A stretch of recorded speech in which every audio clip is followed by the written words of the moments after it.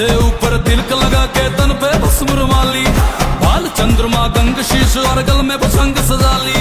माथे ऊपर तिलक लगा के तन पे भस्म रुमाली, बाल चंद्रमा गंग शीश और गल में भुजंग सजाली।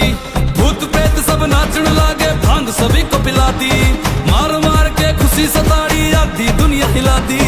तीन लोक के राजा शिव जी करने चले हैं शादी, चले बराती भोलेनाथ की शादी।